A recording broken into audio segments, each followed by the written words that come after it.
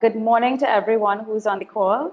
I appreciate that you've joined us for this, for me, a momentous day and a momentous occasion to have Therese Turner-Jones of the IDB here with me. Therese, I consider to be the foremost female economist in the Caribbean. And so for me, this is a tremendous honor, especially as I consider her to be a de facto role model and mentor, not just for me, but for women economists all over the region. She doesn't like me to read her whole bio, but I can't help myself. It's just so powerful. I have to go through some of it. But Therese Turner-Jones is a national of the Bahamas, and she is the general manager of the Country Department Caribbean Group at the IDB, which oversees the bank's operations in Barbados, Guyana, Jamaica, Suriname, the Bahamas, and Trinidad and Tobago. While serving in this position, she will continue to carry out the functions of country rep for Jamaica. Therese's vision is that the IDB will continue to strive to improve lives in the Caribbean by creating vibrant economies where people are safe, productive, and happy. She believes in deepening client relations and sees the interactions in these countries as being at the heart of the IDB's work. She has many interests outside of work, including family, women's development, meditation, and tennis. Also running, right, Therese? So I'm really, really thrilled to have you this morning, Therese. Before we get into the discussion, I just wanted to say good morning, especially and heartfelt welcome to all of our listeners and participants from Barbados. Today is a big day for your country. I trust that you've all voted. I would hate to think that anyone in my audience has not voted. And if you haven't, I urge you to use this time to run out and vote. We will most certainly send you a video link of the recording of this webinar. So please go ahead and do your civic responsibility. I urge you to do this, and I thank you for being a responsible citizen. So let's get right in. Therese, welcome again.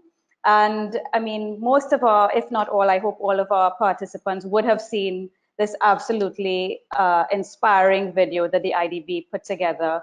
When I first saw it at the IDB headquarters here in Trinidad, it really blew me away and it brought tears to my eyes because I thought, you know, if the Caribbean can really look like this, it would be the best place on earth. So I just want to hear from you. What inspired you and the IDB to do this video?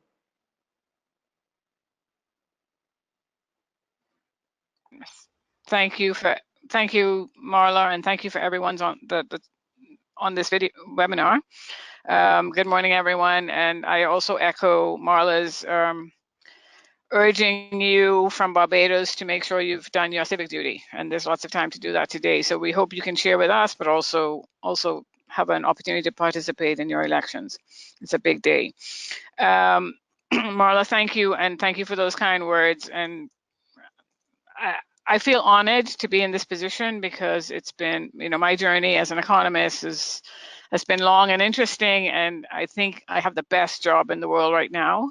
I wish I had more time for my family, but that's the bit that I haven't quite conquered yet. And I think women who work have this problem the world over. We do. But I love them, and I always, if I have an opportunity, give a shout out to family.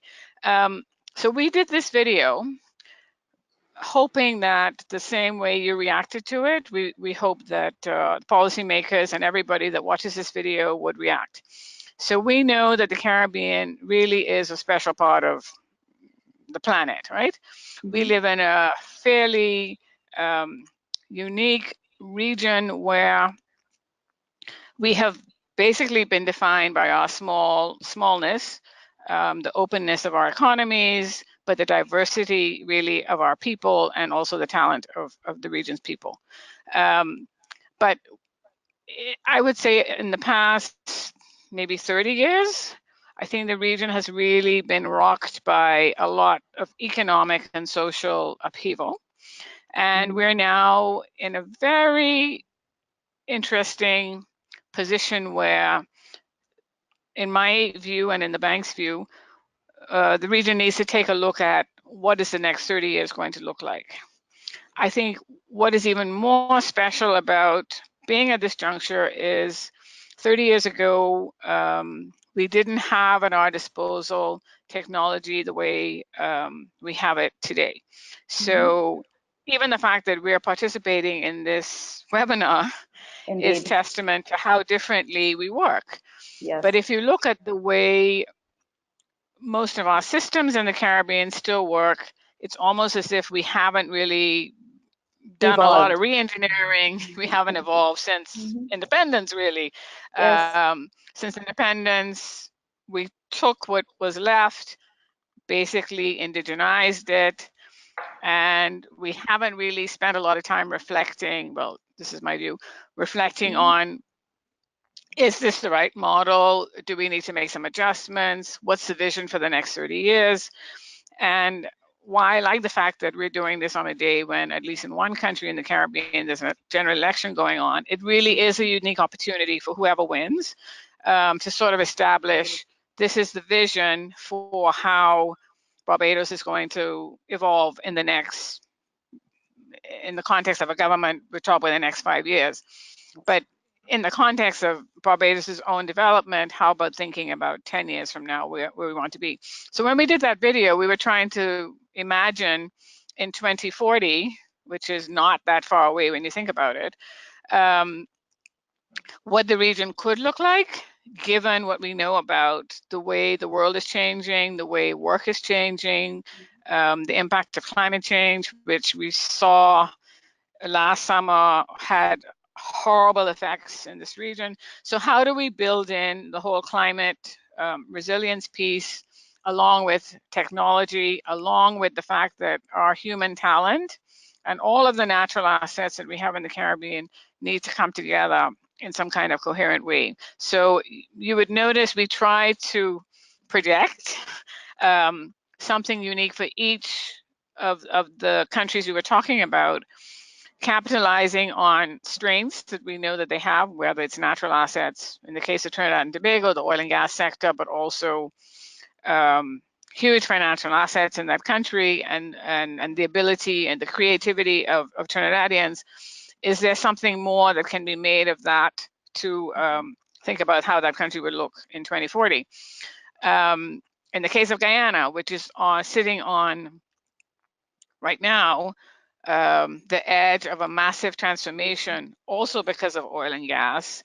Where do we see Guyana going? Because for everyone not living in Guyana who's from this region, we view Guyana as having probably the most fertile soil, lots of minerals and natural assets.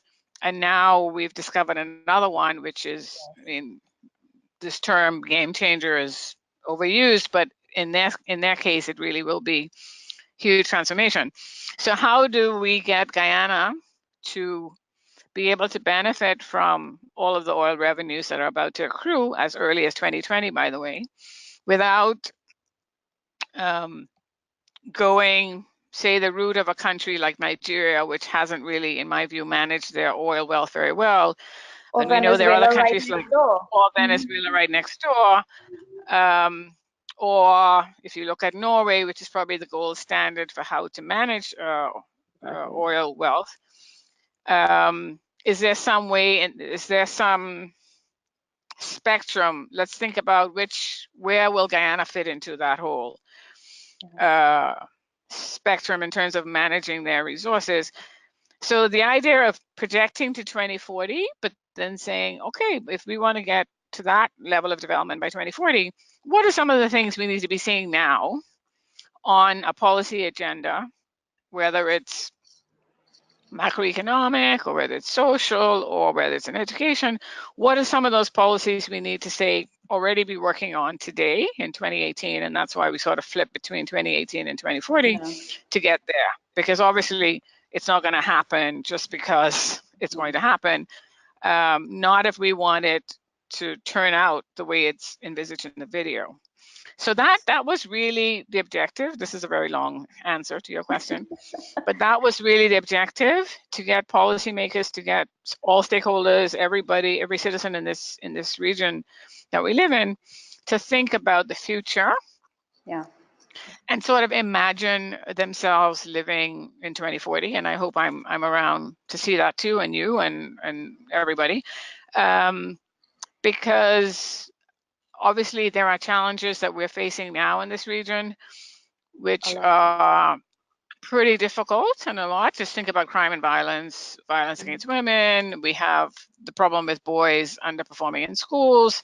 We have an infrastructure deficit that, because of fiscal problems over many years, governments neglect to do maintenance. And so now things are crumbling around us, and competition from other countries, and I'm not just talking about big countries, but also countries of similar size and strength to our region, are moving ahead very fast. Yes. So what is going to get us on that higher level of a platform where all of these challenges we have can be put with modern solutions and technology to get us to the next level? So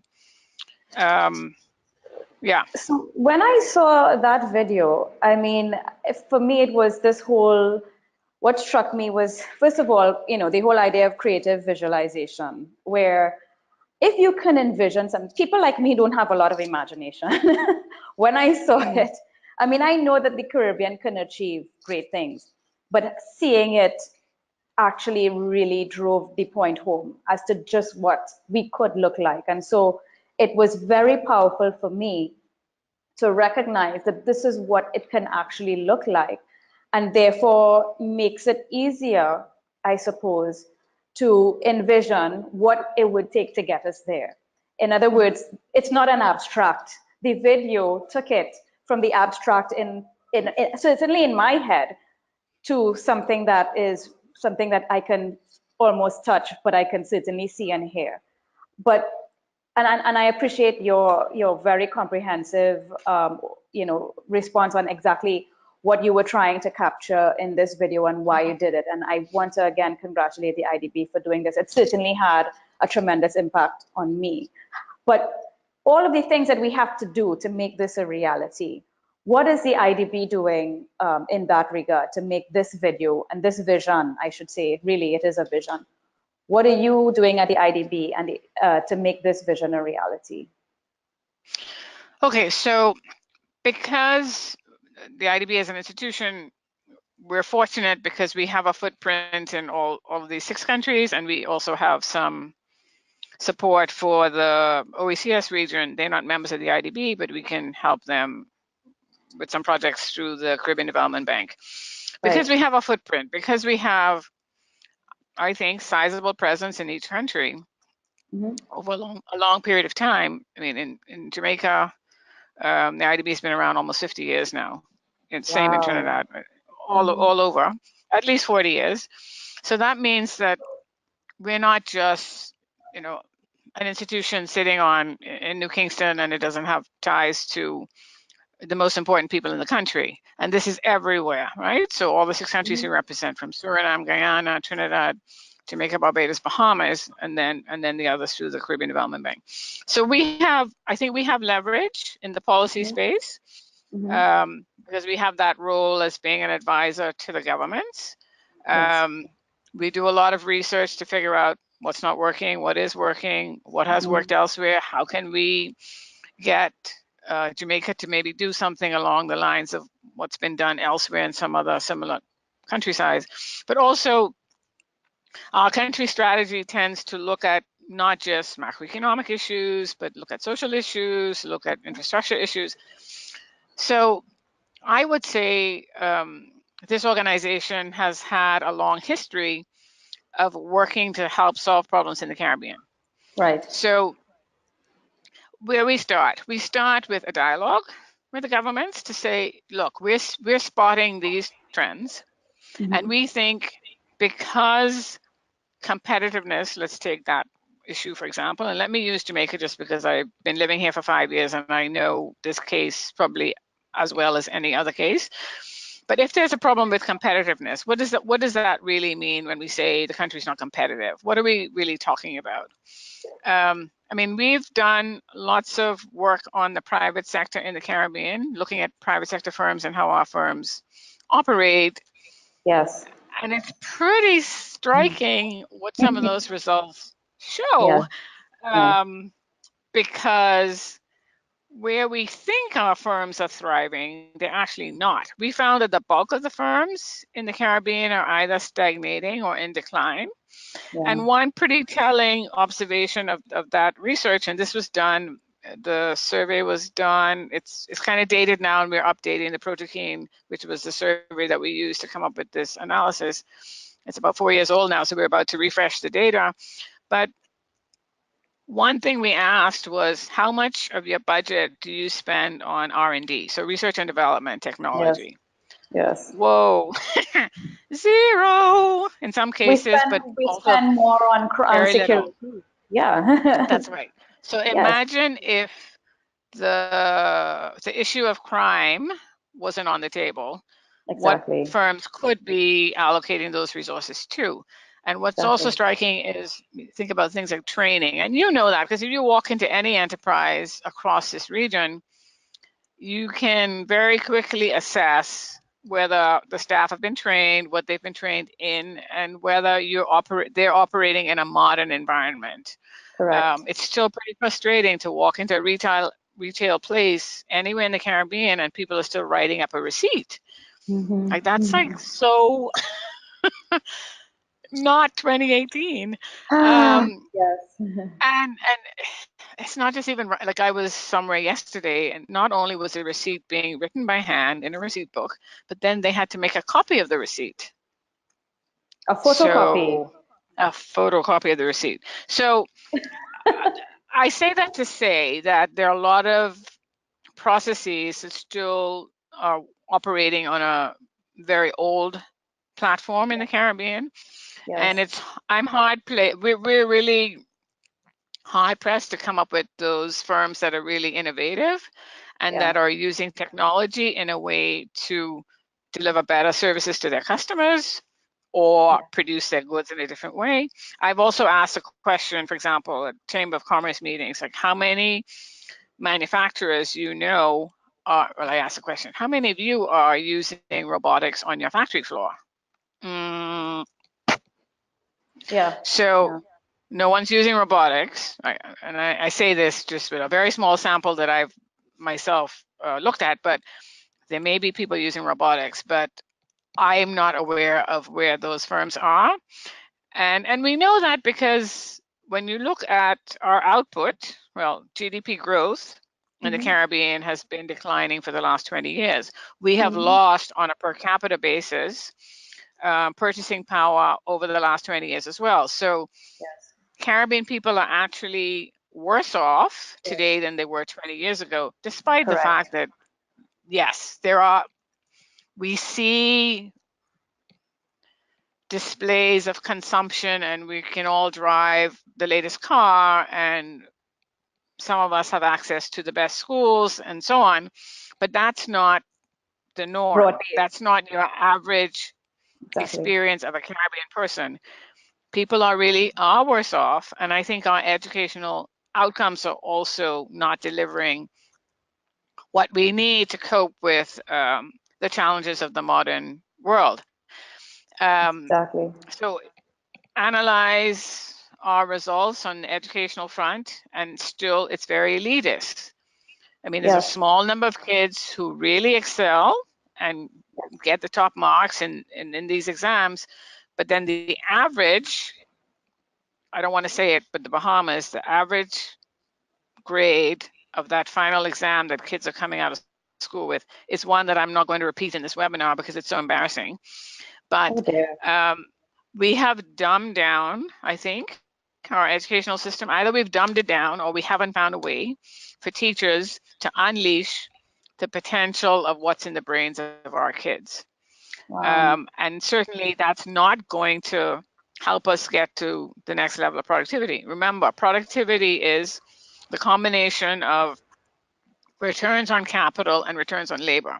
If Yes. labor, which is Yes. basically it's Biggest our asset. main Yeah. wealth, our human capital, it's every single citizen living in the region. Yes. If that's underperforming, then no matter what you do with the capital part of that equation, it's Yes. still going to drag down total factor productivity. So I Yes. cannot overstress this, because every single government in this region has at the top of their agenda growth, right? Economic growth. Well, economic growth doesn't just come out of the sky. Economic Exactly. growth comes Yes. from the combination of labor and capital working together Yes. to produce a level of productivity to drive growth. Growth doesn't happen unless there's productivity growth and improvements. So Exactly. the fastest way to do that, if you look at other countries around the world of our size and so on, and we talk about this all the time, the difference is that they're using technology at a much faster rate than we are in this region. So Yeah. how do we get Indeed. people to, for example, how many of us have smartphones? Apparently, many of us in this region, Yes. in fact, in Jamaica, the Sometimes penetration more is than one close to one 100%. person. Yes. We, Yeah. we have more than one, right? So Hmm. these phones are smart for a reason. In Hmm. other parts of the world, people are using their smartphones to pay their taxes, to do their Yes. banking, Yes. to arrange meetings with teachers, Hmm. to send photographs to their family members around the world. But importantly, I mean, the reason why it's smart is because it can do much more than just have a chat or send an email. Yeah. It can connect you to services that you want and need. You can purchase goods on your Yes. smartphone. You can interact with the government on your smartphone. Yes. In Um, in but some somehow countries. we have not, in some countries, in many Yeah. countries around the world now. Yeah. I mean, Exactly. if in Kenya, they can revolutionize the way rural people access cash through a And financial smartphone, services. Yes. financial services. Why haven't we figured it out? Caribbean region always saw themselves as having a bit of a leg up over sub-Saharan Africa, but I think there's some innovations taking place all over that Exactly. subcontinent now that makes us look like we're still sleeping. So they're leapfrogging, whereas we are They still are trying. definitely leapfrogging. Exactly. Whereas we're probably following the traditional process of development, whereas they've completely gone over that traditional process. But you highlight a couple that certainly that example of Kenya, but perhaps it would be good for us if you can share with us some success stories, for example, of what has the IDB done in any of the borrowing member states in the region that you would like to highlight as being a success story and exemplary for the rest of us in terms of achieving this 2040 vision. Okay, so I'm really proud. I'm going to start with the Bahamas because something happened 2 weeks ago that I think is really can be a game changer for them, but also Mhm. a good lesson for the rest. So 2 years ago, we floated an idea with the governors at a meeting in Washington where we exposed them to this idea of governing to deliver. So Mhm. what's the purpose of government really? Is to deliver services, is to move from point Regulate. A to point B, to regulate, to direct, to provide a strategic vision, to create an environment where the private sector can flourish and so on. But Exactly. if you think about it, the most we get out of governments is that period just before the election. So we're great with the manifestos. Yeah. I'm going to, and I'm not a politician, so I respect for politicians because I think that they have a very hard job. But I must say, observing politics um, and seeing in an ideal world, politics with a small p or a should really be where there's a lot of engagement, right? The Of most course. dynamism out of any kind of dream that someone has should really be able to come to fruition through politics, right?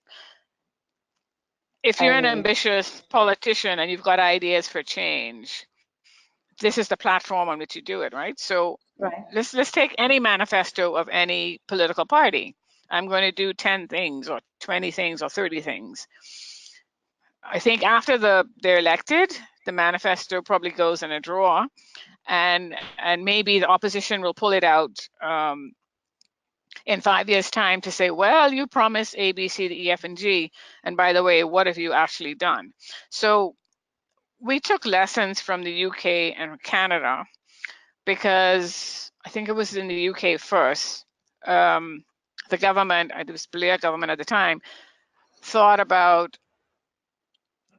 how many, what is it that I really want to do in the next 5 years, and how am I going to get it done? So somebody came up with this concept of deliverology. So in order to deliver on these 10 or 5 or 3 or 2 or 1 thing we promised, I need to have some kind of accountability for that. So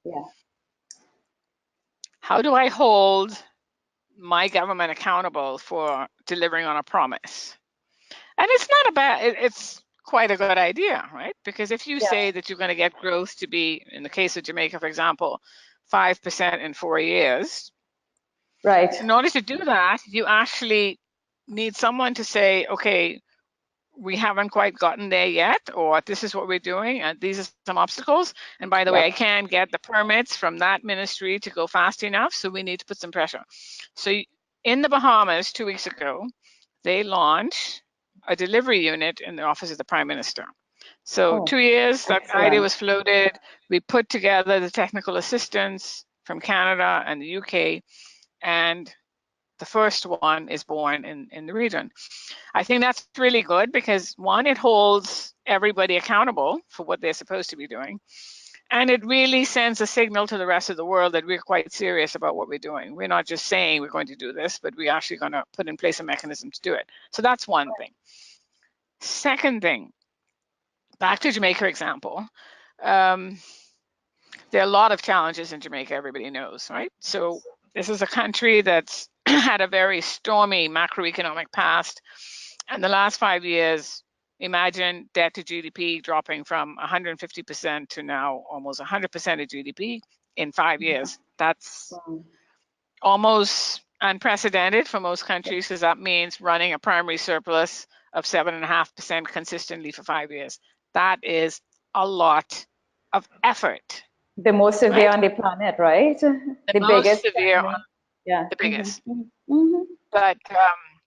But it was done, and there is, it's very difficult to describe. So when I arrived here on May 1st, 2013, when I started this job, debt to GDP was 147% of GDP. And to be sitting here today, and it's almost 100% of GDP, there's an excitement just around that. I mean, the policy rate, the central bank's policy rate dropped to 2.5% this week in Jamaica. I mean, that is, again, such a huge accomplishment that everybody's sort of pinching, okay, is this real? But I would say, I mean, the IMF program supported by IDB and World Bank and others over the last 5 years has really allowed them to position themselves in a way that, okay, we can now start focusing on other issues. So here we're having some success with a public sector transformation program that is essentially going to be built on an electronic platform. So how can we get the government of Jamaica to be interacting with its citizens in a way that delivers the services it needs in a way that's more efficient and modern? And that involves a lot of work, because once we start talking about modernizing the public sector, people start to get a bit nervous, because does that mean I'm going to lose my job? But if we use this example all the time to describe how inefficient governments can be, right? So you go on vacation, you apply for leave, right, in one ministry, and about that piece of paper where you apply for your leave is floating around about 10 different desks, right? You go on vacation, you come back, and you may have your leave approved. I mean, that's this very silly but small example of how processes are inhibiting real work getting Progress. done Yeah. in a country, right? Yeah. Mm-hmm. Because now with a smartphone, there's no reason why you can't go online, apply for your leave, click the button, and it's done automatically, which is how my institution does it and others. Exactly. Yep. So I think that should help a lot with delivering services, because if you look at what our enterprise surveys tell us, in a country like Jamaica, obviously crime comes up as one of the top obstacles to investment, but then there's also red tape and bureaucracy. And I think we haven't dealt with that well in the Caribbean. And I think, the average person is getting fed up too, that you have to stand in line to pay your bills, or Yes. stand in line to do things that You have to really, take, if really you in take the modern half a era day should off to get your be done. driver's permit, you have to take 2 days off to get your passport. I mean, when I had to get my passport renewed in 2016, I had to take a day off to do it and another day off to collect it. And so, yes, I Yeah. mean, so an So, and we e-government don't, platform is critical. it's critical, but we tend not to, somehow we don't see those costs associated with bureaucracy. We just think like, oh, this is normal that you have to stand up and go in a queue, and Exactly. some We don't government see it as an transactions. impact on productivity, and we don't see it as a cost to the economy. We Absolutely, really, yeah. absolutely. Hmm. So that's one thing. We're trying to bring some lessons from the Estonian Yes. experience Hmm. to the Caribbean also, and in Jamaica we're starting with the national identification system. It's been Right. extremely controversial to think about a national ID that's secure on a secure platform, but Right. having a national ID that is biometric Hmm. and that can be used across every single aspect of the society, whether you're applying for, when you're born, you get it at birth, but having something that'll stay with you until you die, Hmm. it's not a revolutionary idea. Why should I walk around with 4 different types of IDs in my wallet to do any transaction? So Hmm. we think that's going to also help with efficiencies and Yes. reducing fraud and multiple identities, because we know Yes. now that's a massive problem. Problem. And Hmm. also it should help with being able to identify criminals. So the whole crime reduction effort should be affected by that as well. I agree. So, no, these are fantastic examples. I'm happy to hear about this delivery unit in the Bahamas, and I congratulate the IDB. I know that the CDB also had an initiative where they got these folks from Malaysia, the Pemandu, and anyway, it's something that I think we absolutely need, because so many times you're right, you have a manifesto or a development plan articulated by the government, but there is no organization that is charged with the responsibility of executing and also being accountable to the people and sharing a status update on a quarterly basis, the way the Jamaica Growth Council does, for example. In Trinidad, we had the Economic Development Advisory Board um, that was well equipped and staffed with some of the best and brightest minds. And one by one, they started resigning early this year, starting with the chairman, Terence Farrell, simply because he felt frustrated that he wasn't getting anything done. And it's heartbreaking when things like this happen. So hopefully that initiative in the Bahamas can be rolled out more widely. In Trinidad, I would love to see it happen. But throughout the Caribbean, we need to have some kind of a delivery unit that takes the development plan or strategy of the government of the day and Mhm. has the responsibility of executing. I think that's a huge missing gap Mhm. in the implementation deficit, basically, that we have in this region.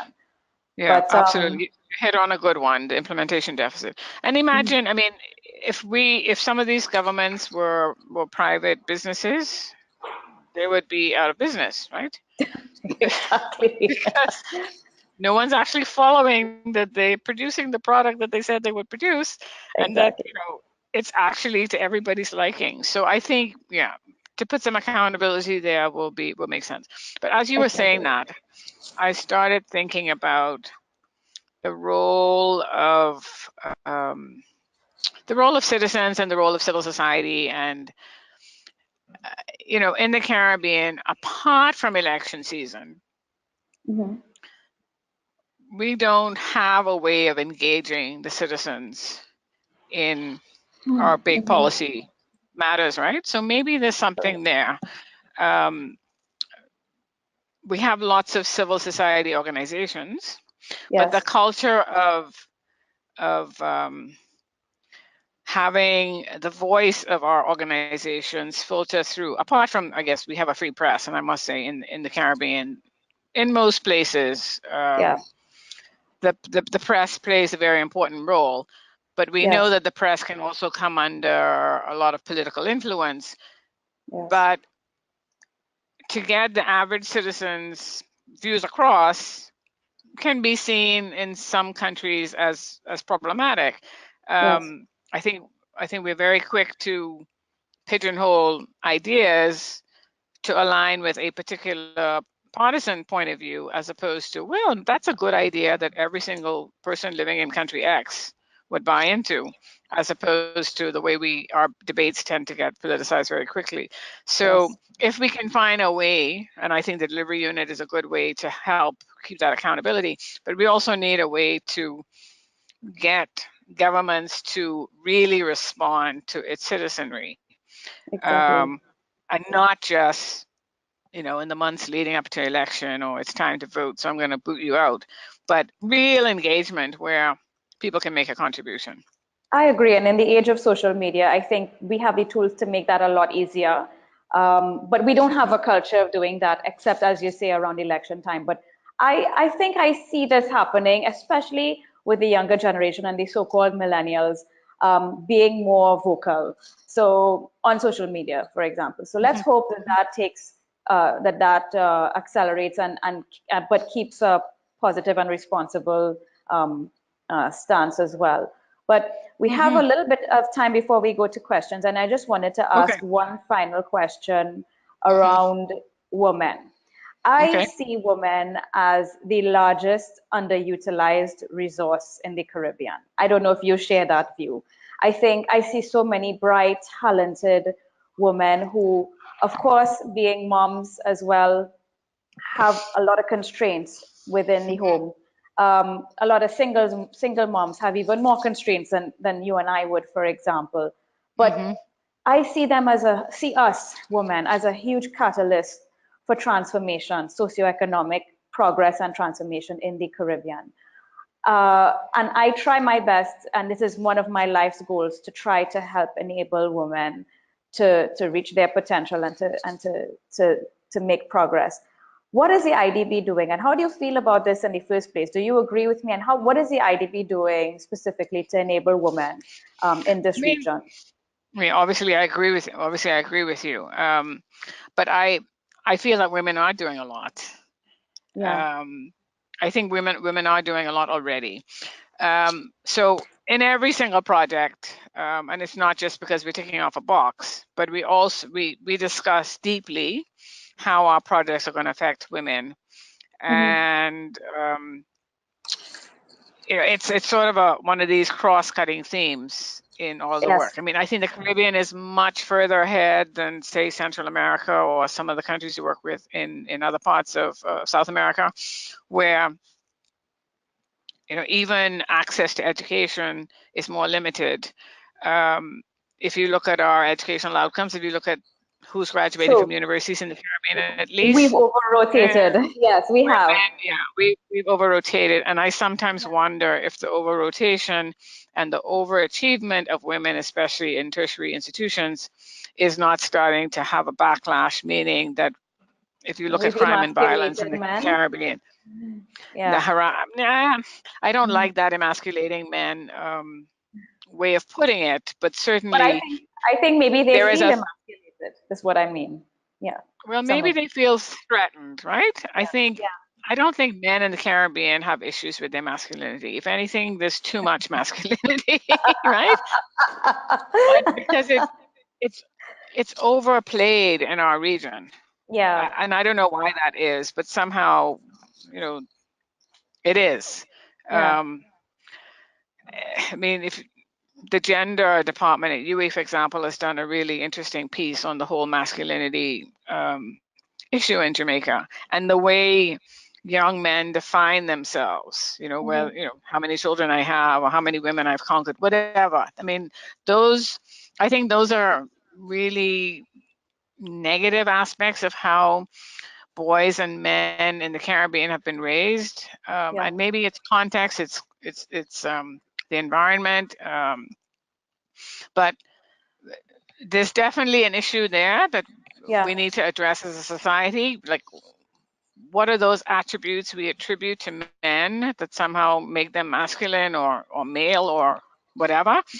I think though what I was getting at is that, yes, we've over-rotated and women have better and more in terms of educational outcomes, right? We've certainly gotten to a point of equality, if not the reverse of the inequality we used to have. But still, female labor force participation is lower. Still, we have even though we're more educated, in an aggregate form, we still have lower labor force participation rates. We still have lower wages than men.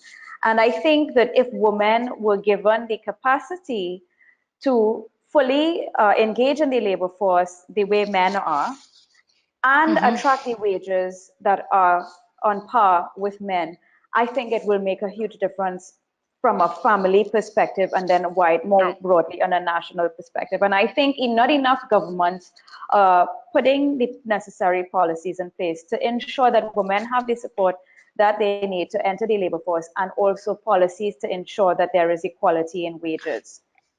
Yeah, completely agree. I don't think we've conquered the wage gap, and we definitely don't have enough supporting policies to help working women. Working women still have to figure out who's going to pick up the kid, for the most part, go home and still do all that other stuff. So definitely we could use some policies that are more friendly to.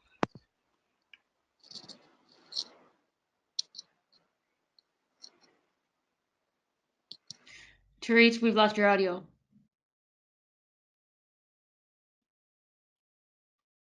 No.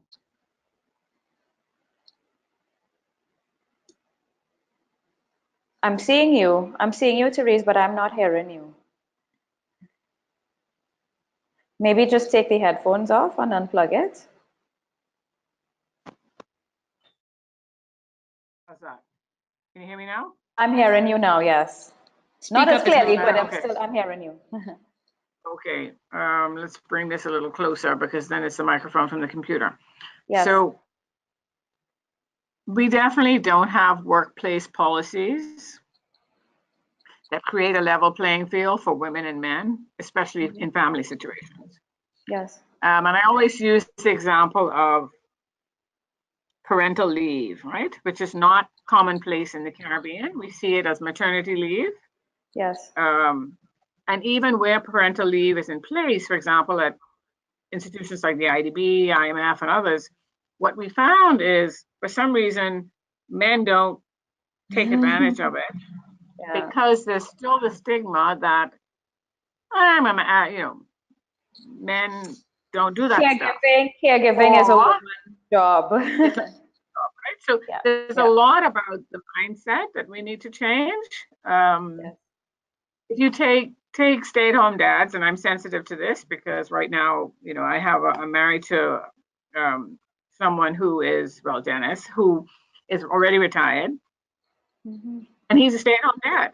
Yay, Dennis! Among other things, right? Yay, Dennis! But in the society at large, he's not high up on the status totem pole. Right? And I think it affects men who are in that situation in a way that, I don't think it's easy to talk about this for men who are in that category, but I see it, and I just feel like we're in the same way that women who stay at home, and their men and their husbands are working, somehow they feel as if they have less status. I think there's so much about how we think about relationships and the family and what we need to raise children to be good citizens is a bit confused. Indeed. On this, I would say our religious institutions don't really help either, because they tend to No. reinforce some of these stereotypes, Yes, indeed. which, I don't think have worked that Has well for the Caribbean. Yeah, I mean, I having been a mom, working mom who then decided to stay home for 3 years to look after my kids full time, I will tell you it is difficult. Being a full-time caregiver is the hardest job on the planet. And I have tremendous respect for women who make that choice to be, and men too, of course, Mhm. to make that choice. But it is the greatest investment you can make in your family, in your children, and therefore in your community and your country. But that's probably a whole other webinar, right? And we'd That probably is a get whole some. other, that is a whole other webinar, and I'm always Yeah. conscious when we have these discussions to differentiate between different income groups, because Yes. depending on where you are in the socioeconomic hierarchy, you can afford help. But the Yeah. bulk of people in the Caribbean, women working, don't have that access, right? Because they're Exactly. low income earners, and it's not even that you've got this network of extended family anymore. A lot of children are basically let loose after school, fending for themselves. That's just our reality. So until policymakers see this as a real issue, right? Making sure that for those women who are working or who want to work, kids going after school, there needs to be some kind of buffer so that those women don't have to be cutting their careers short, or running from their office or wherever they're working to pick up a kid and then take them on the job. Or, I mean, you see kids all over in these offices, right? Because there's nowhere for the children to go. Where, Yes. if we had after school care programs, or Yes. programs where kids can actually be learning something useful after school, then women would feel, and women and men would feel a bit better about staying at work and getting the job done, Exactly. and then And reuniting with the being family productive. afterwards Yeah. and being productive. Yeah, yeah, yeah, yeah. So exactly. So I think That's another now webinar.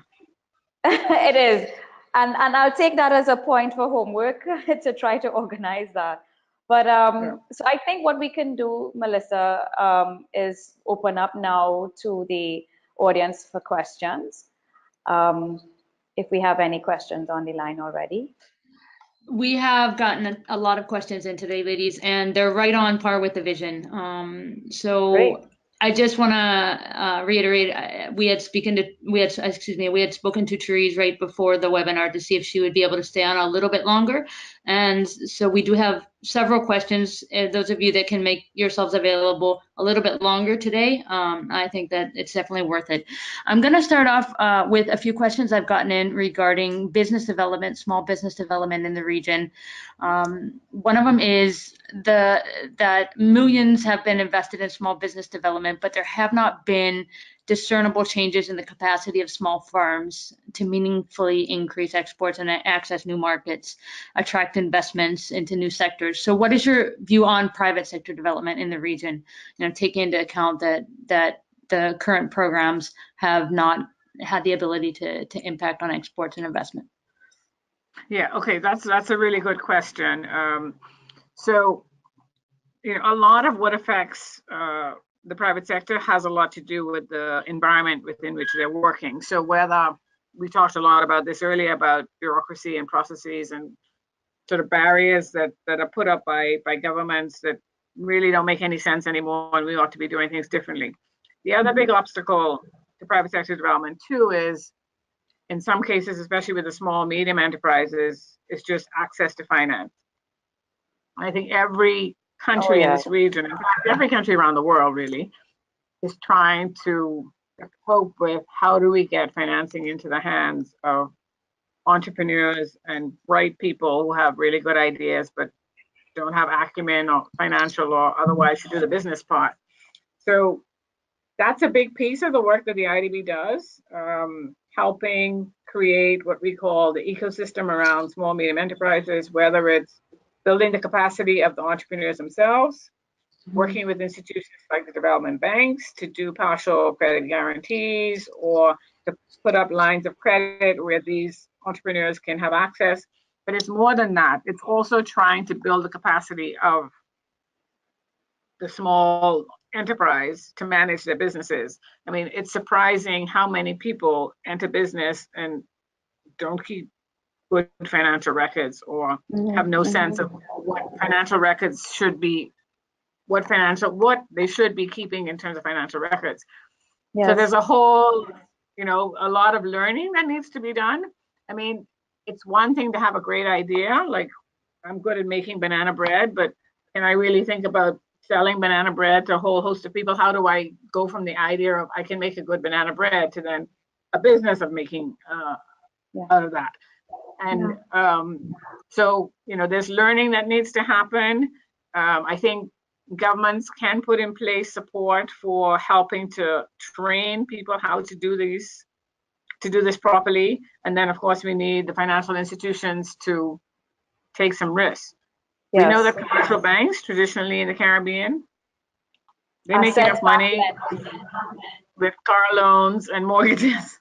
Yeah. So why would a big commercial bank take a risk on somebody who, one, has no financial records, two, doesn't even know how to run his business? So unless that bank has taken an interest, and by the way, there are many banks I see coming up now in Jamaica who are willing to take those risks with, say, a line of credit from either the Development Bank of Jamaica or the IDB, for instance, willing to do that. And I take my hat off. And these are some of your non-traditional banks. So yes, I think we're going to see a change, but this is not an overnight thing, right? It's not. Giving the space for small, medium entrepreneurs to grow is a very difficult thing all across the world, not just in our region. No, I agree. Next question. We could try to get through these questions quickly. We often look towards government as the leaders of a vision like this. While there's a lot of people, obviously the amount of people we have on today's call, people like Marla, like Therese herself, who can also create powerful vision for the region. So what is the initiative that allows people to begin without waiting on their government? I think they answered the question. Exactly. The idea is that, it's so fascinating that right now, when we think about the future of work and the future of how we will be working in the future, there's this whole area around personal branding, right? Like, and I look at Marla a lot because Marla actually has a brand. Because I have Melissa, right? You have a brand, and it's about getting your voice out there. And what I just chatted about earlier about how can you get citizens to engage with their governments? We have social media now. We have other outlets. There are ways to engage. Exactly. And to Social media. Engagement. Social media. And if you notice, many ministers, prime ministers, people in government today have Twitter feeds and accounts. And they're putting information out there too. Yes. It's not just Donald Trump, by the way, right? No, it's not just Trump.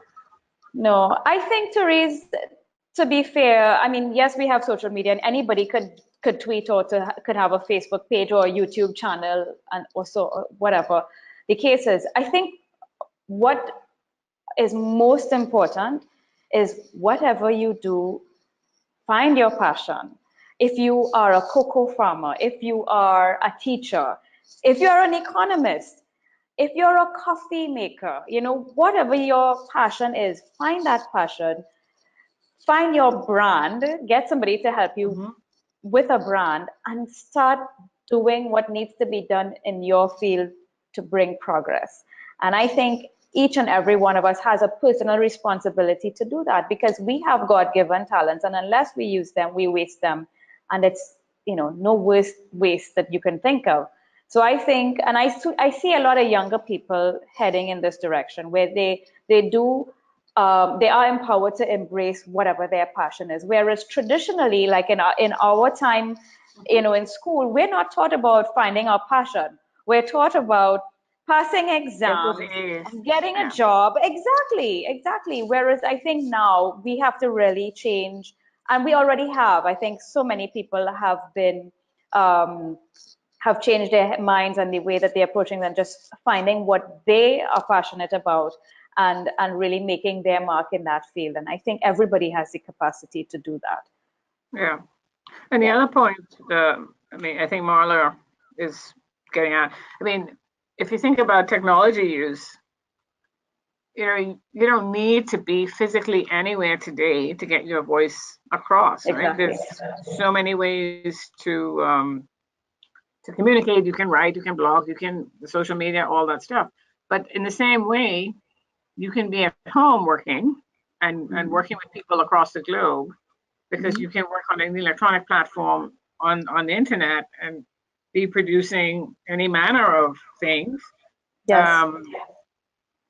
So the way we envisage our space, even so, the Caribbean is, yeah, it's a physical region, but that doesn't mean that we're defined by that No, physical exactly. space to deliver the services we have. I agree.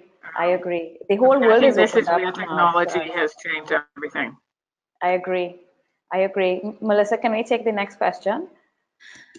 A lot of questions on priorities. So can you give us outline just a few specific priorities that you'd advise each government in this region to advance on in the next 5 years in order to move towards this vision? Okay, so I'm a macroeconomist by training, right? So I believe, and I think Marla shares this too, governments really can't accomplish much until there's stability in the public finances. Because Yes. if, as a minister of finance, you're worried about the payment to your creditor that's due next month and you don't have reserves to be able to pay for that, that's a serious angst. When you analyze government expenditures in the Caribbean, we find that a lot of our expenditures are what economists call rigid, meaning they're almost fixed. We can't do anything about it. Inflexible. Wages and salaries and debt service. These are the two things that strangle every single government in this region. And the reason why we need to focus on this is because if there's no room to do anything interesting, like invest in infrastructure that you know is crumbling, your capital budgets are the first things to get cut, because if there's no more money to pay the salaries or no more money to pay for the electricity bill, then what do you cut? I mean, traditionally, they end up chopping items from the capital budget, which means that that Yes. road that needs to be paved or repaired or built on the South Coast doesn't get done because there are no resources for that. So I would say the first priority is get your macroeconomic house in order. The second priority, I think, for our region is education, investing in education. We're producing, I think, just a small number of people who can critically analyze and think and manage problems of today and tomorrow. When asked when the head of Alibaba was asked, what would you be teaching your kids today for tomorrow? You know what his response was? Not, 5,000 subjects. He said, we need to teach them how to dream, meaning they need to be learning arts, meaning music, literature, so on. He didn't say math, science, engineering, da da da. Because actually, in the world of tomorrow, where artificial intelligence is doing a lot of that sort of mechanical, quantitative stuff, human beings won't need to do that. But where we're better than the machine is in our cognitive ability, in our ability to understand, like, look at Molly's face and know that she's sad or happy, as opposed to a machine can't really do that right now. They're trying very hard, but we still have, human beings still have the edge on these learning machines when it comes to compassion, collaboration, working in teams. Those are going to be the skills that we need for the future. So I think transforming and adapting our educational system to deal with how we're going to be working in the future with machines, because the machines are going to be there. And artificial intelligence, by the way, it's already here with us, but we have to be able to figure out what's the advantage as a human being I'm going to have over the machine. So that's the second thing. And I guess the third thing would just be having a strategy, saying, and articulating what And a strategy has to come out of the vision, right? So the vision. So for example, my department's vision is to create improved lives in the Caribbean by helping to create vibrant, sustainable economies so people are safe, productive, and happy. Because we've Yes. identified that what are the three problems in the Caribbean? Crime and violence, Mhm. macroeconomic instability, meaning no productivity, and so that's safety, productive, happiness. Because at the end of the day, if people aren't happy, what's the point, right? Exactly. Why are we here? Why are we Exactly. here? Um, Yes. so I would say the priority, those would be the top three: macro stability, educational reform, and finding a way to keep people safe and have that strategy that, you know, as Marla said, I can see in 2040 what this region can look like because the vision is there, and I can see where we're going to be using renewable energy, and Trinidad will be full of creative industries and so on. But unless you can create that vision for people, you're kind of like walking in the dark. I Really. agree. Yeah. The one thing I would add to what you just said, which sort of kind of cuts across the different priorities you outlined, is institutional reform and strengthening. And I know that the IDB recently touched on that, and there's a study underway that you published parts of in the quarterly macroeconomic. Exactly. Because I think that institutional weakness and deterioration is at the heart of the crime, for example, because we have judiciaries and police services, for example, that are weakening. It is at the heart of the education reform that you spoke out. It's at the heart of the fiscal stability that you spoke of. And I feel that the IDB and even the UN-ECLAC also published something on this recently. I mean, 50 plus years of independence, you know, we really haven't had that kind of evolution. And if you look at Jamaica, we keep highlighting the success and example of Jamaica, but the EPOC, for example, and the Growth Council, those are two new institutions that are relevant. And to be followed by fiscal councils. Right. They just announced, the minister announced last week that, or 2 weeks ago, that they're going to implement fiscal council. So, you know, we are evolving. We are evolving. And the reason to evolve, by the way, is because you see the threats out there. Exactly. You can stand in one place and the truck is coming to get you, to run you down. If you don't adjust, you're going to get run down. Exactly. And I think this is exactly. A government with a vision and a government without a vision are very different, because if you see the threat, it's coming at you, barreling down, and you don't adjust, you will get cut down. So I think the message on the institutional side is to say, by the way, we're getting eaten alive by the competition, and even in tourism. Oh, yeah. Even in tourism, especially in tourism, is where we need probably the most reform, because it's not a sustainable platform that the whole model is operating on.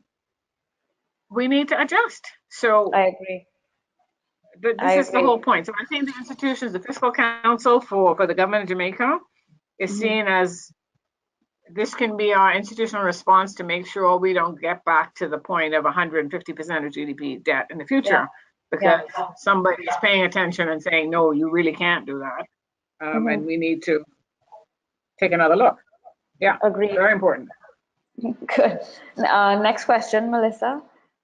I want to stay on the track of education for a minute, because that's something you just talked about, and I've gotten a lot of questions around that. So I've got someone citing some IMF figures here that say 1965 to 2000, a little bit dated information, but it said that 3 and 4 graduates from UE have migrated to OECD countries. And then they say, is that jumped, right? Between parentheses. So do you envision a substantive role for the returning diaspora to make the jump a reality?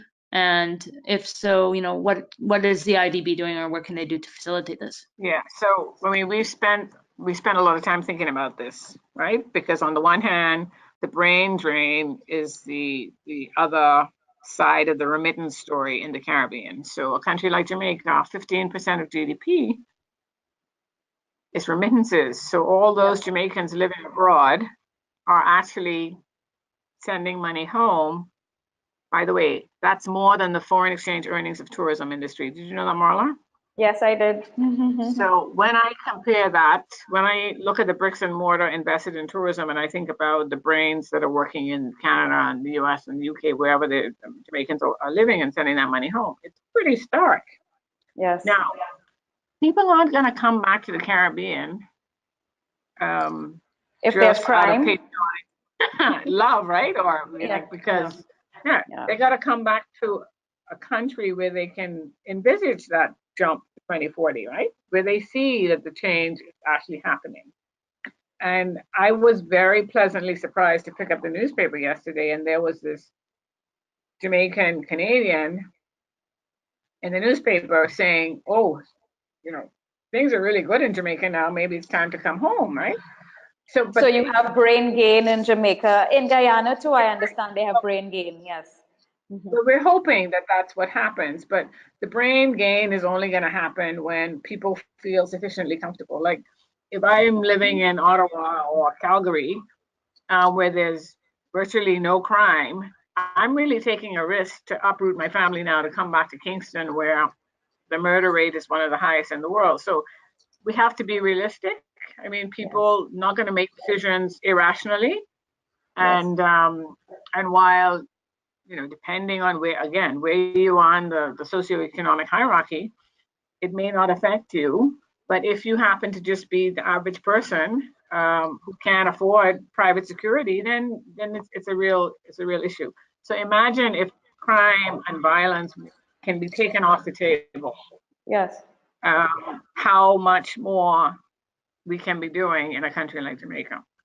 Agreed. So I think education, though, is a super important aspect, because somehow the transformation's not happening fast enough. We can't put kids who are growing up with access to iPads and smartphones, like my 3-year-old niece, for example, who can hack into my phone. I don't know how she manages to get into my phone without me putting my password in, but somehow she clicks enough numbers and the thing comes up.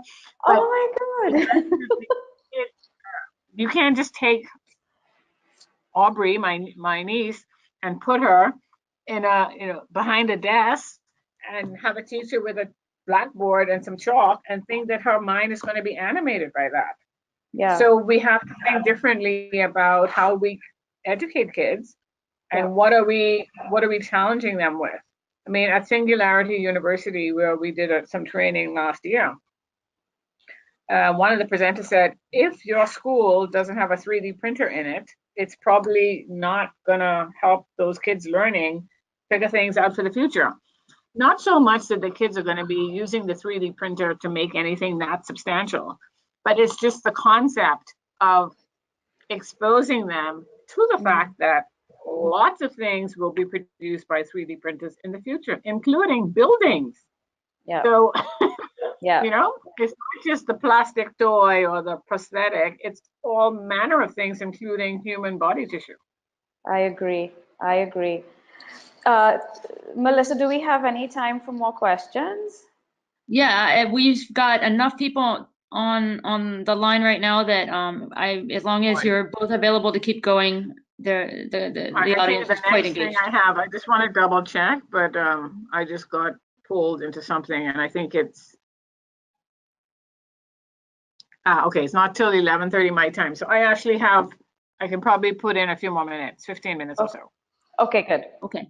I'm gonna combine the questions as much as I can so we can take advantage of this time. I've gotten a lot around regional versus country by country, and looking at this vision as what do we need to do regionally versus country by country. So one of the specific questions is looking towards, for example, aggregating demand. Is there anything being done in this space in order to procure the infrastructure necessary for renewable energy, telecommunications, sustainable tourism that we saw in the video? And could you just comment on that? Oh boy. The Golding Report? Yeah. I mean, I think this is always a hard question in the Caribbean. Obviously. Yeah.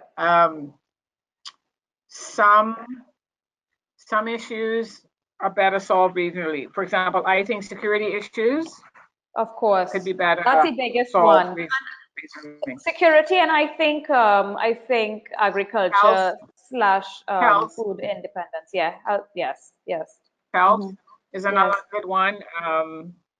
And we have some institutions already that work together on procuring pharmaceuticals and those kinds of things.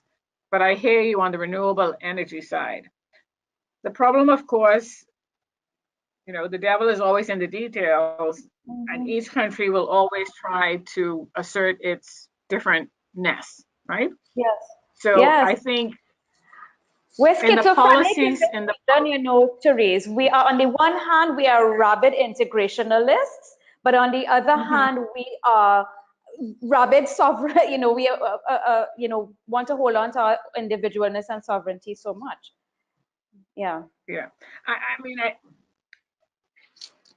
I just keep wishing that for every time a Caribbean person travels abroad or watches TV or something, they will begin to see how tiny we are in this in the whole global environment. And I'm not just talking about population. I'm talking about just even our physical space and what we can produce and what we can't produce, how much we rely on imports from abroad, especially in terms of agriculture and food. We don't have food security in the Caribbean, Yep. but Guyana could probably grow all the fresh fruit and vegetable we could ever want to consume in the Caribbean if its agricultural sector had enough workers and so on.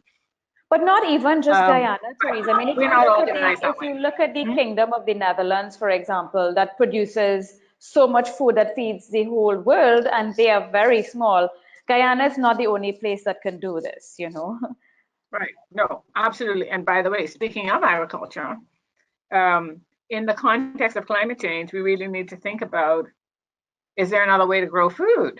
Exactly. Right? Because we've seen lots of examples now. I was listening to something in Ghana the other day where they're also using the vertical farm concept, right? Yes. So at the IDB meeting in Mendoza last month, there was a presentation from a farmer. I don't even call him a farmer because they're not calling themselves farmers. These are investors in agriculture. So growing in a warehouse all manner of green, whether it's lettuce, arugula, whatever, onions, herbs, and so on, in a warehouse on slats, because, by the way, they're using plant biology to determine what are the growing conditions they need. So no soil, right? Just Wow. light and the right amount of water and the kinds of seeds that are, so every year when the GDP data, every quarter when the GDP data comes out in Jamaica, there is a comment. Well, it's up by 0.1% because agriculture was down by whatever. So this correlation between agricultural production and GDP in Jamaica is well-established correlation, although in my view, I think the methodology needs to be revamped so that agriculture doesn't weigh so heavily on GDP in Jamaica. But if that's really a problem, we need to figure out a way to insulate agriculture from the natural environment. And there are ways to do Yeah. that now with technology.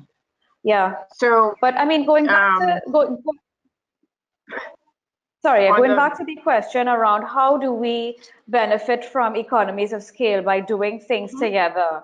I mean, I think the real constraint is the political leaders and their will to cooperate, because that's where I think the failure has been. I mean, and we point fingers at CARICOM as an institution, but I really think it stems from the leaders themselves not having the will to cooperate. yeah, and you know what? Maybe we need to be brutal about it and have a referendum across the whole region to say, do you want CARICOM or do you not want CARICOM? Because I Yeah. think it's one thing to talk about doing things regionally without having an actual institution that's basically only there to convene meetings. Let's be frank about that. CARICOM is not really an implementing organization. Their job is to bring everybody on board with an integration movement. Yeah. So it's, while we like to bash CARICOM, they are doing what they were established to do. But as Marla says, the leadership, the vision for the region is not there. I agree. And maybe every citizen should decide this doesn't make sense anymore. Maybe we should be part of a bigger region. Maybe it should be Mercosur or somewhere in South America that we're Yeah. hitching our wagon to instead of a small. By the way, my view on this is it doesn't make sense because all we're doing is spinning around with a CET, right? A tariff that puts in an artificial barrier for trade elsewhere in the region when we may not be getting the best deals. Agreed. So I think you see evidence of that kind of integration in the private sector. We have lots of companies, Grace Kennedy, Massey, Ansa McCall, Sol, Goddard's. You know, you see a lot of examples of private sector entities that have a regional footprint, and then there are some banks as well. So perhaps we need to look to the private sector as an example and to give us that impetus for aggregating or cooperating on certain levels. But I think, Therese, we probably need to end it here. We could probably go on all day, right? I mean, at some point, I'd like to see the questions. I don't know. I'm not checking out the chat, but Melissa maybe can share those, and maybe another way we can get the answers across to the listeners. To the audience. This has been such a nice format. Marla, it was a pleasure. Likewise. And do you have any closing comments that you want to leave us with before we wrap up? I just like to say that I am extremely optimistic for the region because I think technology is it's going to be a big factor for the future.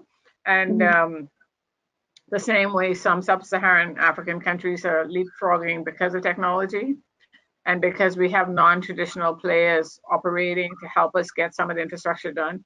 We didn't talk about China as one of the big players now in terms of our economic, one of our economic partners. But if you look at the infrastructure work that China is doing in the Caribbean, it's not to be understated, right? So roads are being built in Jamaica extremely quickly by the Chinese through some financing mechanism. And that's helping to change productivity in Jamaica. Because the fact that they can now travel between Kingston and the North Coast in 45 minutes compared to 2.5 or 3 hours makes a huge difference in productivity. So there are lots of factors out there that are going to start to influence the way the region is able to either integrate or stay isolated in the world. But I'm very optimistic that the future is brighter as opposed to bleaker. But I do think one of the main things we need to focus on is just re-engineering the way we work, how we think about work, what we expect of people, and also how we manage talent in the Caribbean.